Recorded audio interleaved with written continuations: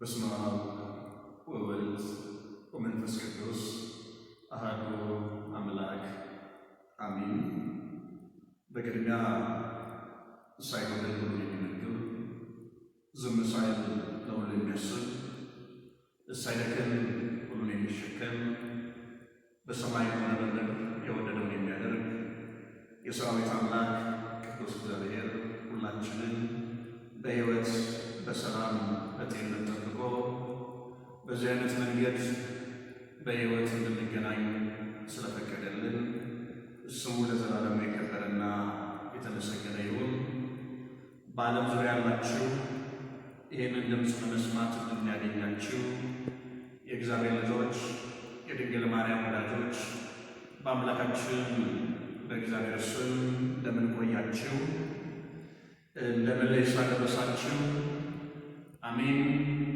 ቸርነቱ የማያልቅበት ልዑል አምላክ እግዚአብሔር በሕይወት እንድንቆይ ፈቅዶ ዕድሜ ለንስሐ ዘመን ለፍስሐ ሰጥቶ ዛሬም በምሕረቱ ስሙን እየጠራ እንድናመሰግነው በጸሎትም ከእርሱ ጋር እንድንነጋገር ሕያው ቃሉንም እንድንሰማ ስለፈቀደልን ስሙ የከበረና የተመሰገነ ይሁንልን።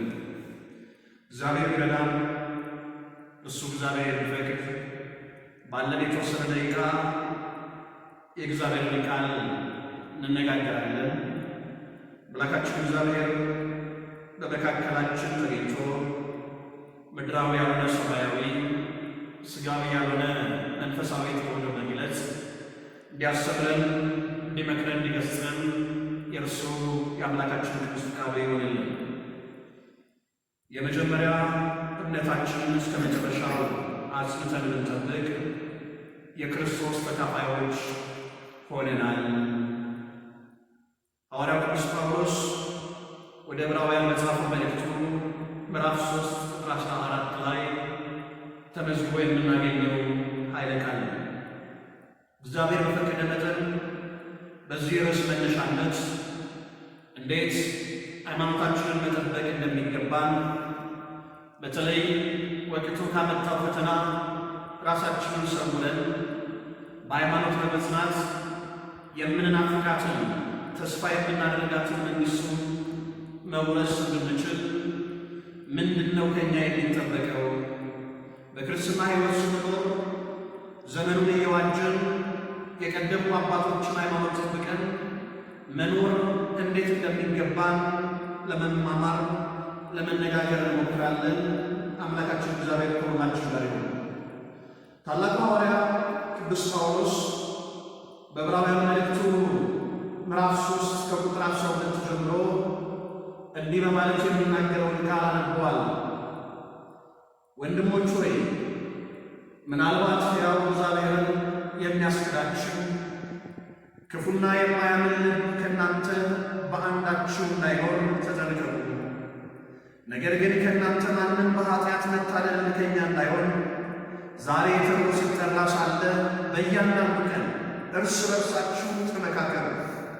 የመጀመሪያ እምነታችንን እስከ መጨረሻው አጽንተን የምንጠብቅ የክርስቶስ ተካፋዮች ሆነናልና እንደተባለ ዛሬ ድምፁን ብትሰሙት በማስመረር እንደሆነ ልባችሁን እልከኛ አታድርጉ ይላል። ስለ ቃሉ የአምላካችን የእግዚአብሔር ስም የከበረና የተመሰገነ ይሆንልን። ሐዋርያው ቅዱስ ጳውሎስ በዚህ በዕብራውያን መልእክቱ ያስቀመጠውን ምክርና ሐሳብ ሰፊውን ካለን ሰዓት አኳያ ትተን ለርዕሳችን መነሻ ባደረግነው ቃል ብቻ ስንነጋገር በዕብራውያን ምዕራፍ 3 ቁጥር 14 ላይ የመጀመሪያ እምነታችንን እስከ መጨረሻው አጽንተን ብንጠብቅ የክርስቶስ ተካፋዮች ሆነናል በማለት ሲናገር እንሰማለን።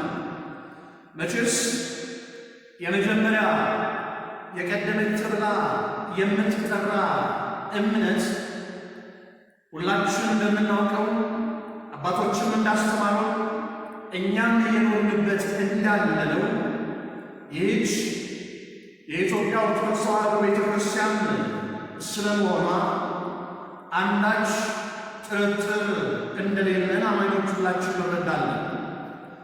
አምላካችን እግዚአብሔር በነቢዩ ኤርምያስ ላይ ያለው በምዕራፍ 6 16 ላይ እግዚአብሔር እንዲህ ይላል፣ በመንገድ ላይ ቁሙ፣ ተመልከቱ፣ የቀደመችውን መንገድ ጠይቁ፣ መልካሚቱ መንገድ ወዴት እንደሆነች እወቁ፣ በእርሷም ላይ ሂዱ፣ ለነፍሳችሁም ዕረፍት ታገኛላችሁ።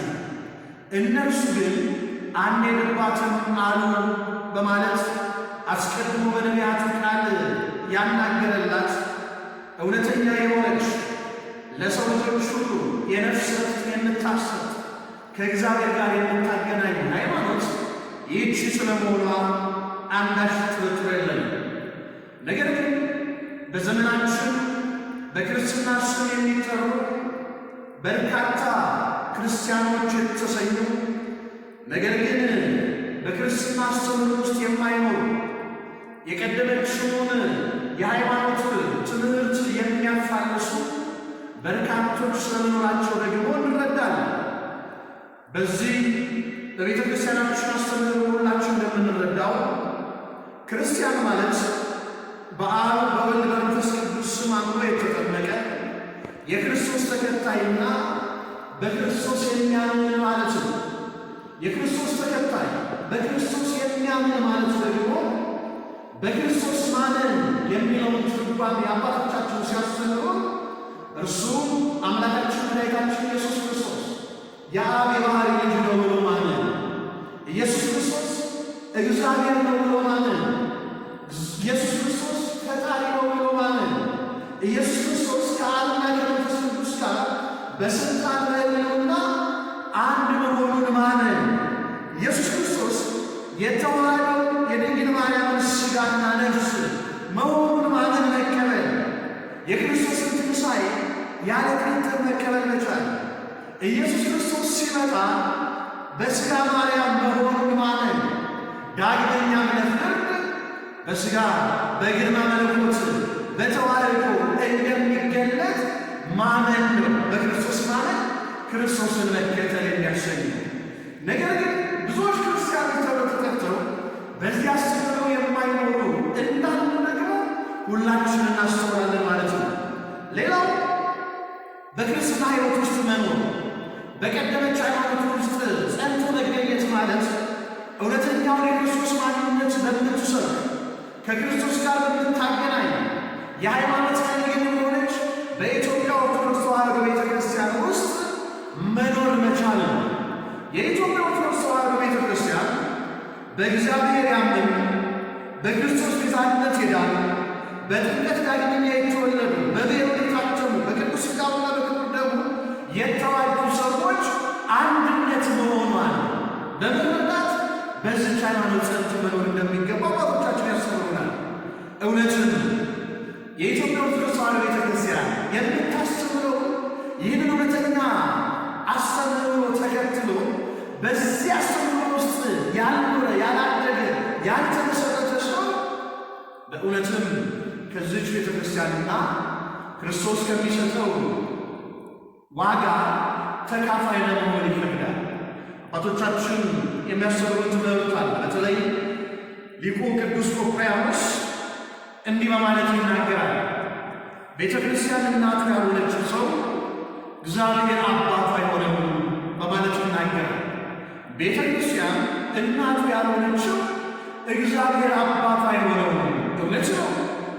የክርስቶስን አምላክነት፣ የሥላሴን አንድነትና ሦስትነት፣ የክርስቶስን መጠመቅ፣ በጥምቀት የምናገኘው ዋጋና ጥቅም፣ ስለ ምስጢረ ቁርባን፣ ስለ ክርስቶስ ሥጋና ደም አማናዊነት ያላመነ ያልተቀበለ ወደዛም ሕይወት መቅረብ ያልቻለ ደግሞ ከሞት በኋላ ያለውን ሕይወት ያላሰበ ክርስቶስ ሞትን ድል አድርጎ እንደተነሳ እኔም እነሳለሁ ብሎ ያላመነ ያንን ሕይወት ተስፋ እያደረገ አባቶቻችን የጸሎት ሃይማኖት እናስተማሩ ያንን ተስፋ እያደረገ በሕይወቱ መልካም ሥራ ያልሰራ ከዚህ ሕይወቱ ሊደመር አይችልም። እውነት ነው። ቅዱስ ቤተ ክርስቲያንን አምነን በእርሷ የሚሰጠውን ምስጢር ተቀብለን አምነን ስለተጠመቅን ነው እግዚአብሔር አባት የሆነን። በምስጢረ ጥምቀት አማካኝነት ነው ልጆች ተብለን የተጠራነው። ዳግመኛ የተወለድነው በምስጢረ ጥምቀት አማካኝነት ነው። ጥምቀት ደግሞ የሚፈጸመው በዚች ቤተ ክርስቲያን ነው። በቤተ ክርስቲያን ተገኝቶ አብሮ ያልተጠመቀ የማን ልጅ ሊሆን አይችልም? የእግዚአብሔር ልጅ ሊሆን አይችልም ማለት ነው። ስለዚህ አምነን በክርስትና ሕይወት ውስጥ ስንኖር በዚህ አስተምሮ ልንጸና እንደሚገባ አባቶቻችን አስተምረውናል። ነገር ግን ትውልዱ ከቀደሙ አባቶች አስተምሮ ስለወጣ ያንን መከተል ስላልቻለ በሃይማኖት መጽናት አልቻለም። ከሃይማኖት መውጣት፣ ሃይማኖትን መካድ ልክ የፋሽን ልብስ እንደመቀየር አድርጎ አቅርቦ ስለተመለከተው እግዚአብሔር አምላክ በቸርነቱ ይቅር ይበለን እንጂ ብዙ ጉዳቶችን ብዙ መቅሰፍቶችን በዘመናችን እያስተናገርን እንደሆነ ለሁላችንም ግልጽ ነው። ነገር ግን ቅዱሳት መጽሐፍት እንዲመክሩናል። በተለይ እግዚአብሔር ቃል ያው ቃል መጽሐፍ ቅዱስ እንዲህ ይላል። ሐዋርያው ቅዱስ ጳውሎስ በዕብራውያን መልእክቱ ምዕራፍ 4 ቁጥር 14 ላይ ጸንተን ሃይማኖታችንን እንጠብቅ ነው የሚለው። ጸንተን ሃይማኖታችንን እንጠብቅ። አሁን ሐዋርያው ቅዱስ ጳውሎስ በአንደኛ ቆሮንቶስ መልእክቱ ምዕራፍ 16 ቁጥር 13 ላይ ንቁ፣ በሃይማኖት ሁሉ ጎልብሱ፣ ጠንክሩ እያለ አሁን በሃይማኖታችን እንድንጸና ያስተምረናል። በቆላስይስ መልእክቱ ምዕራፍ 2 ቁጥር 7 ላይ ስር ሰዳችሁ በእርሱ ታነጹ፣ እንደተማራችሁትም በሃይማኖት ጽኑ፣ ምስጋና ይብዛላችሁ ይላል። በእውነት ሰው ስር ሰዶ በእርሱ ከታነጸ እንደተማረው በሃይማኖት ከጸና ምስጋና ይበዛለታል፣ በእግዚአብሔር እንኳን ይወደዳል። እናንተ የአባቴ ቡሩካን ኑ፣ ዓለም ከተፈጠረ ሰዓት ጀምሮ የተዘጋጀላችሁን መንግሥተ ሰማያትን ውረሱ ይሰኛል። ነገር ግን ብዙዎች ከዚህ መስመር ወጥተዋልና ለምንድን ነው ሰዎች ከሃይማኖት ለመውጣት በብዙ አይነት ነገር እየሳቱ ያሉት?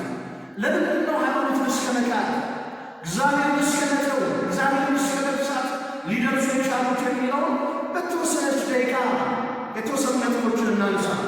የመጀመሪያው ሰው መንፈሳዊውን ሕይወት እንደቀላል ሊያይ የቻለበት ምክንያት ከሃይማኖት ሊወጣ እግዚአብሔርን እስከ መካድ ሊደርስ የቻለበት ዋናው ነገር ምንድን ነው ከተባለ በገንዘብ ፍቅር በመሸነፍ ነው። ያም ፍቅረ ነዋይ የምንለው ቤተ ክርስቲያን የምታስተምረን ትምህርት አለ። እውነት ነው፣ ገንዘብ እንደ ሁለተኛ ጌታ ተቆጥሮ ብዙዎችን ከሃይማኖት ሲያስወጣ፣ ከስነ ምግባር ሲያጎድል፣ ከሰውነት ባህሪ ሲለይ እናስተውላለን። ራሱ ሐዋርያው ቅዱስ ጳውሎስ አሁንም ስለ ገንዘብና ክፋቱ ሲናገር በአንደኛ ጢሞቴዎስ ምዕራፍ 6 ቁጥር 10 ላይ ምን ይላል? ገንዘብ መውደድ የክፋት ሁሉ ስር ነውና አንዳንዶች ይህን ሲመኙ ከሃይማኖት ተሳስተው በብዙ ስቃይ ራሳቸውን ወጉ ይላል። ከሃይማኖት ተሳስተው መውጣት ተመልከቱ። ሰው ከሃይማኖት ከወጣ የሚጠቀመው ነገር የለውም፣ ራሱን ይጎዳል። እውነት ነው፣ ገንዘብ ሲያገኝ ባለሀብት የሆነ ባለጸጋ የሆነ ብዙ ነገር እጁ ያስገባ መስሎ ይታይ ይችላል። ነገር ግን መጨረሻው ስለሆነ በመንፈሳዊ ሕይወት ዋናው የሚታየው ጉዳይ ያለው የመጨረሻው ግን እግዚአብሔር ለካደ ከሃይማኖት ለወጣ ገንዘብ ላስቀደመ መጨረሻው ሞት ነው። ስለዚህ ሰዎች በገንዘብ ምክንያት ሃይማኖታቸው ሊወጡ እንደማይገባ እንማራለን። ራሱ አምላካችን መድኃኒታችን ኢየሱስ ክርስቶስ በማቴዎስ ወንጌል ምዕራፍ 6 ቁጥር 24 ላይ እንዲህ በማለት ይናገራል። ሰው ለሁለት ጌታ መገዛት እንደማይችል ለእግዚአብሔርና ለጌታ መገዛት አትችሉም ያለ። ገንዘብን ጌታ አድርጎ የሚጓዝ እግዚአብሔር ጌታው ሊሆን አይችልም። ይሁዳን ታሪክ ማየት ለዚህ በቂ ማስረጃ። ይሁዳ ክርስቶስን እስከ መጨረሻው እስከ መሸጥ ድረስ ትልቅ ኃጢአት እስከ ማድረግ ድረስ የደረሰው ገንዘብን መውደድ እንደነበረ ቅዱስ መጽሐፍ ስለሚነግረን ነው። በማቴዎስ ወንጌል ምዕራፍ 13 ቁጥር 22 ላይ ጌታ በምሳሌ ባስተማረው ትምህርት ላይ ዘሪ ሊዘራ ወጣ፣ አንደኛው በመንገድ ዳር ወደቀ፣ ሁለተኛው ደግሞ በጭንጫ ላይ ብሎ ሶስተኛው ሲያስቀምጥ በእሾህ መካከል ያለ። በእሾህ መካከል የወደቀው ዘር ምሳሌ ሆኖ የተቀመጠው ቃለ እግዚአብሔር ሲነገር ሰዎች ይሰማሉ። ነገር ግን ሀብት ሲያገኙ፣ ገንዘብ ሲያገኙ ሀብቱ ገንዘብ ቃሉን እንዳይፈጽሙት ቃሉን እንዳይኖሩት እንቅፋት ይሆንና እንደ ሾህ አንቆ ከቤተ ክርስቲያን እንደ ሾህ አንቆ ከክርስትና ሕይወት እንደ ሾህ ከመንፈሳዊ ሕይወት እንደሚያርቃቸው የተነገረ አስተምሮ ነው ማለት ነው። ስለዚህ ገንዘብ ክፉ ነው። ገንዘብ ከሃይማኖት ያስወጣል። ለጥቅም መገዛት እግዚአብሔርን ያስክዳል።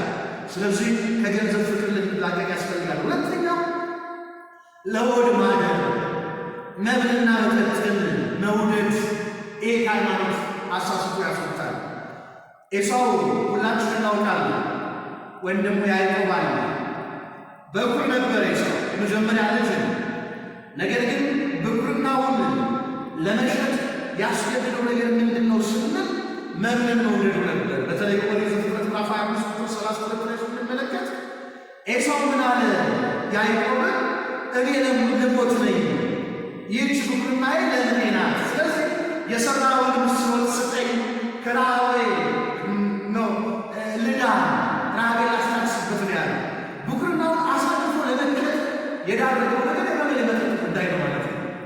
ዛሬ ስለ ሃይማኖታችን ለእውነት እንዳንቆም ከመንፈሳዊ ሕይወት እንድንርቅ እያደረገን ያለው እንጀራ የሆድ ጉዳይ ነው።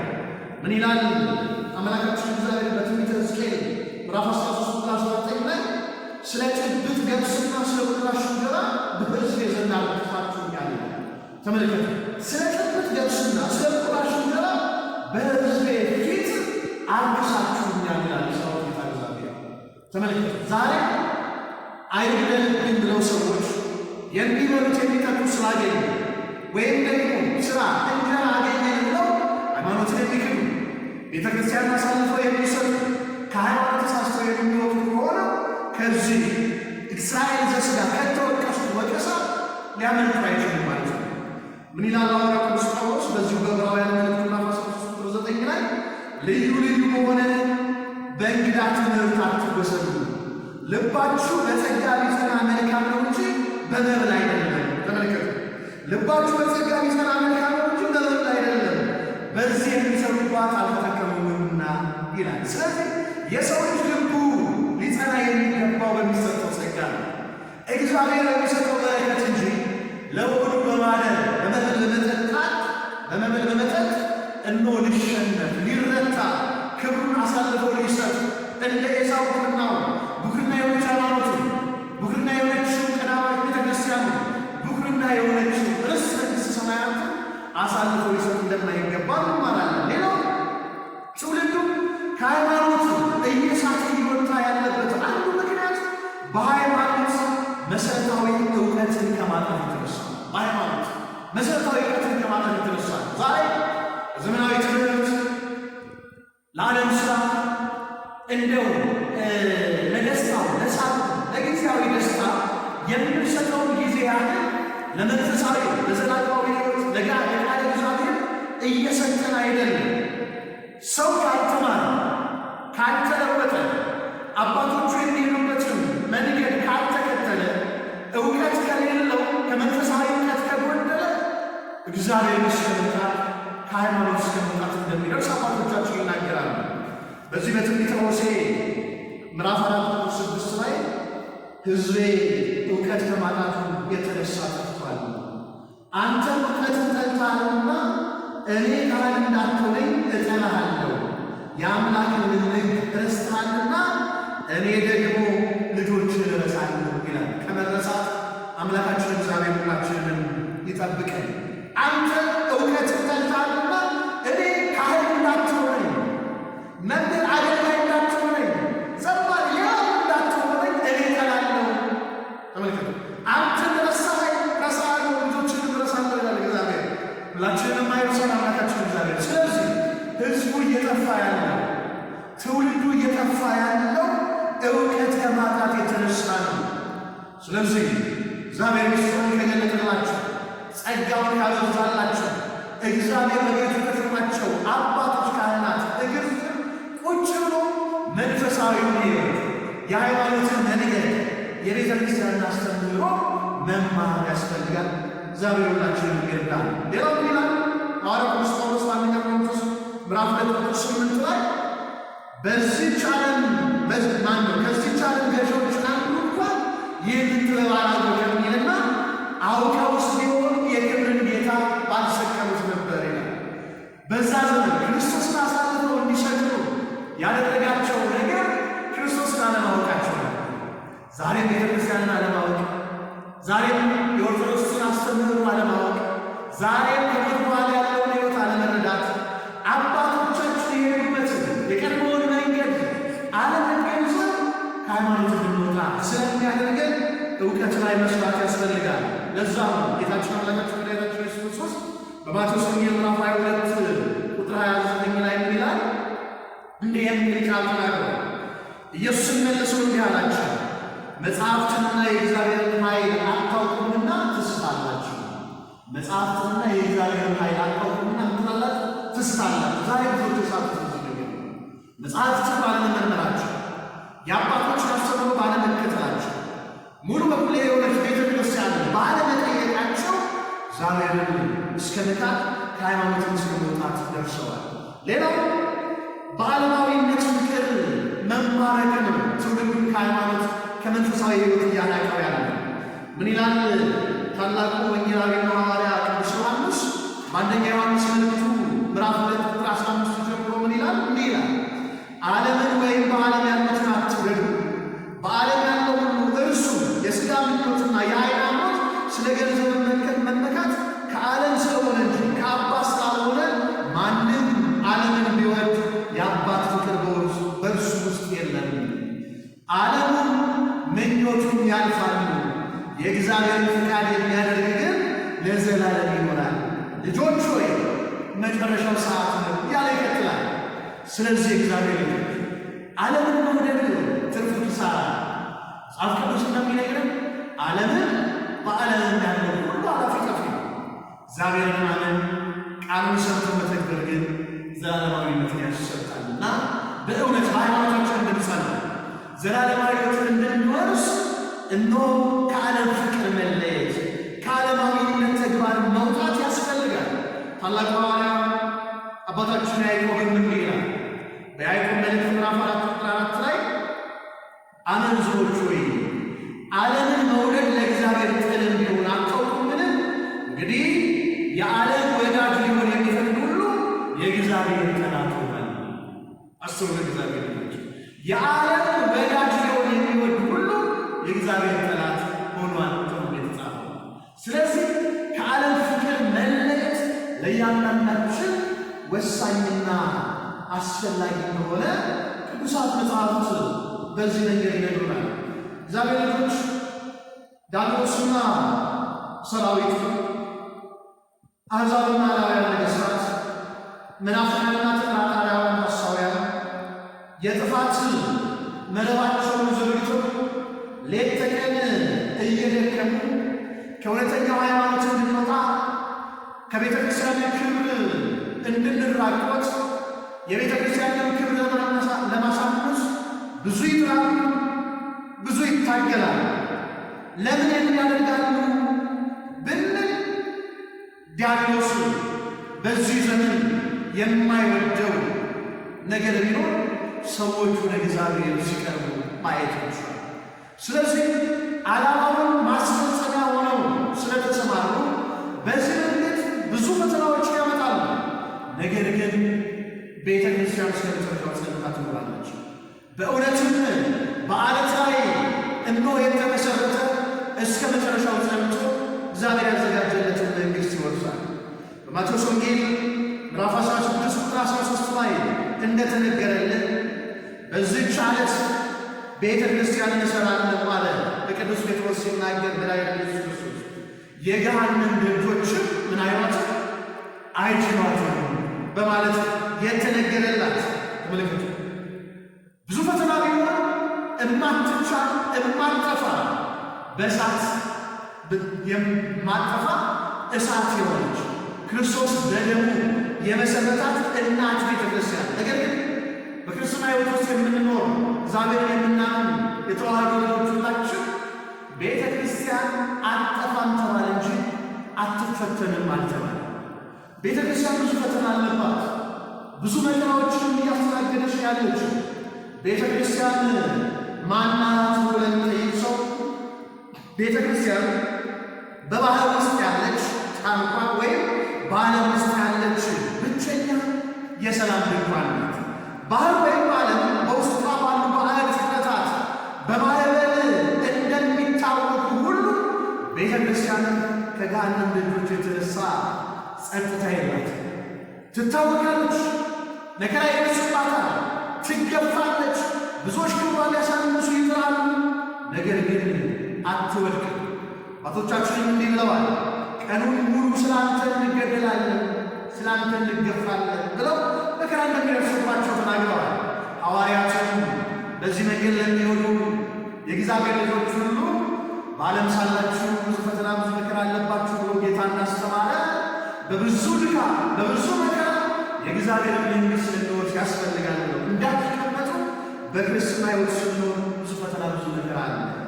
ነገር ግን ዓለምን ያሸነፈ አምላካችን ላይ ኢየሱስ ክርስቶስ እቺን ቤተ ክርስቲያን ስለመሰረተ ከእኛም ጋር ያለው እርሱ ስለሆነ አማኑኤል ብለን የምንጠራው አምላክ ስለማይለየን በሃይማኖት ልንጸና በፈተና ልንታገስ እንደሚገባ ቅዱስ መጽሐፍ ይነግረናል።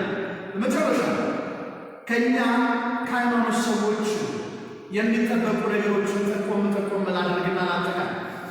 ከእኛ የሚጠበቀው ዋናው ነገር ሐዋርያው ቅዱስ ጳውሎስ በቆላስይስ መልእክቱ ምዕራፍ 1 ቁጥር 23 ላይ እንዳሰፈረልን መመስረት፣ መደላደል፣ ከሰማነው የወንጌል ተስፋ ለመናወጥ በሃይማኖት ጸንቶ መኖር ከእኛ ይጠበቃል። ምን ይላል ሐዋርያው ቅዱስ ጳውሎስ በቆላስይስ መልእክቱ ምዕራፍ 1 ቁጥር 23 ላይ? ይህም ማለት መንግሥቱን መውረስ የክርስቶስ ተካፋይ መሆን የሚቻለው እያለ ሲነግረን አለ።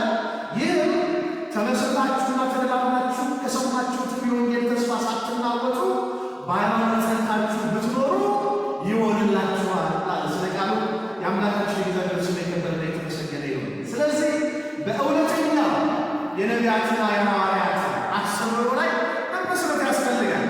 በእነ ቅዱስ ጴጥሮስ ትምህርት አንተ ክርስቶስ ሕያው እግዚአብሔር ልጅ ነህ እያሉ እንዳስተማሩ በዚህ ትምህርት ላይ የክርስቶስን አምላክነት፣ የክርስቶስን ፈጣሪነት፣ የክርስቶስን እግዚአብሔርነት፣ ሁሉን ቻይነት እነሆ በማመን መመስረት ያስፈልጋል። በዚህ ትምህርት ላይ የተመሰረተ ሰው መሰረቱን ያጸና ሰው አንድ ቤት ከታነጸ ከተመሰረተ በኋላ መሰረቱ ከወጣ በኋላ ይሄ ውሃን ማነው ብሎኬቱ እየተደረደረ እንደሚደላደር ሁሉ ከአሸዋ ከሲሚንቶ ጋር እየተለወሰ እንደሚደላደር ሁሉ በክርስትና ሕይወት የተመሰረተም ሰው በዚህ አስተምህሮ ላይ ያለ ሰው መደላደል ሕይወት ያስፈልገዋል። በመንፈሳዊ ሕይወት ይህ መደላደል ሕይወት የምንለው መጾም፣ መጸለይ፣ መስገድ፣ መመጽወት፣ የተራበ ማብላት፣ የተጠማ ማጠጣት፣ የንስሐ ሕይወት ብስራት መፈጸም፣ በእነዚህ ነገሮች መትጋት እንደሚገባ ቅዱስ መጽሐፍ ይነግረናል። ሌላው ከሰማነው የወንጌል ተስፋ አለመናወጥ። የሰማነው የወንጌል ተስፋ ከቅዱሳን አንድነት እንደምንደመር ከሞት በኋላ ያለ ሕይወት የክርስቶስ መምጣት ተመልከቱ። እነዚህ ሁሉ የሰማናቸው ተስፋዎች ናቸው። አሸናፊነት በክርስትና መንፈሳዊነት ያለ አሸናፊነት አለ። ይሄ በወንጌል የሰማነው ተስፋ ነው። ከዚህ ተስፋ ሳንናወጥ እስከ መጨረሻው መጽናት የመጨረሻው ማሰሪያ ያደረገው ሐዋርያው ቅዱስ ጳውሎስ በሃይማኖት ጸንቶ መኖር የሚለው እግዚአብሔር ልጆች ለትምህርታችን መነሻ እንዳደረግነው የመጀመሪያ እምነታችንን እስከ መጨረሻው ጸንተን እንጠብቅ የክርስቶስ ተካፋዮች ሆነናል። ስለዚህ እስከ መጨረሻው በሃይማኖት ጸንቶ መኖር ከእኛ የሚጠበቅ ተግባር ነው። እውነት ነው። አሁን ያለንበት ጊዜ ይቻለን ፈታኝ ናት። በተለይ ለመንፈሳዊ ሕይወት ለመንፈሳዊ ኑሮ አትመችም።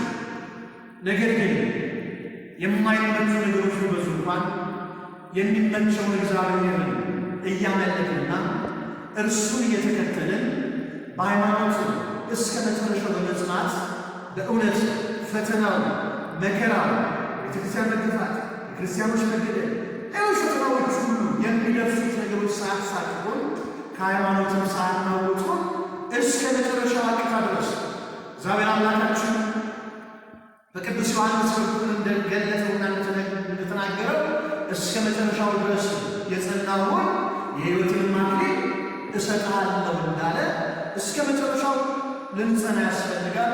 መጨረሻችንን አምላካችን እግዚአብሔር አሳምሮ በሃይማኖት ጸንተን የምናፍቃትን ተስፋ የምናደርጋትን መንግሥቱን እንዲያወርሰን የእርሱ አምላካችን ቅዱስ ፈቃዱ ይሁንልን። በሳስራት ጀምረን ጀምሮ ላስፈጽመን አምላካችን ለእግዚአብሔር ክብር ምስጋና ይግባው። የእመቤታችን የቅድስት ድንግል ማርያም አማላጅነት ቅዱሳን አባቶቻችን ጸጋና በረከት ቅዱሳን በላይ ጥበቃ አይለየን። ነበሩ ተበተኑ ሊሆኑ ከሚለው ጠብቆ በሃይማኖት በምግባር በጾም በጸሎት በአገልግሎት በንስሐ ሕይወት በያለንበት ሁላችንም አቆይቶ እግዚአብሔር መንግሥት እንዲያወርሰን ቅዱስ ፈቃዱ ይሁንልን። ወስብሐት ለእግዚአብሔር።